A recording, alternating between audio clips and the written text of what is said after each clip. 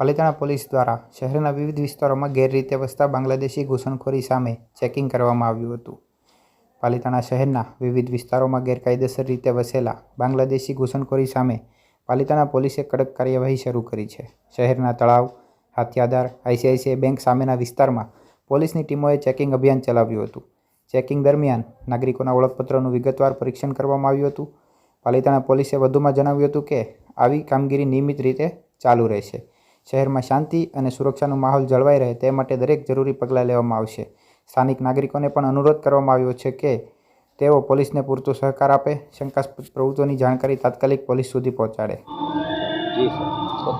આજરોજ પાલિતાણા ટાઉનના તળાવ વિસ્તાર, હાથિયાદાર, આઈસીઆઈસીઆઈ બેંકની સામેની જે ઝૂંપડપટ્ટી વસાહત છે ત્યાં તેમજ બીજા અલગ અલગ જગ્યાઓ પર આજરોજ પોલીસ દ્વારા જે અવૈધ રીતે અથવા તો ગેરકાયદેસર રીતે ખોટા ડોક્યુમેન્ટના આધારે જે બાંગ્લાદેશી નાગરિકો છે તેઓ વસવાટ કરી રહ્યા છે તે બાબતની શંકાના આધારે ચેકિંગ છે હાથ ધરવામાં આવેલ હતું. સદરૂ બાબતે પોલીસ દ્વારા અલગ અલગ વિસ્તારોમાં જઈ અને જે પણ શંકાસ્પદ ઇસમો હતા તે લોકોના આધાર કાર્ડ છે, ઓળખ કાર્ડ, બીજા ઓળખ કાર્ડ છે, જન્મના દાખલા છે, ચૂંટણી કાર્ડ છે વગેરે છે તેને વેરીફાઈ કરવામાં આવી રહેલ છે અને આ ચેકિંગ છે આગામી દિવસોમાં પણ હાથ ધરવામાં આવનાર છે.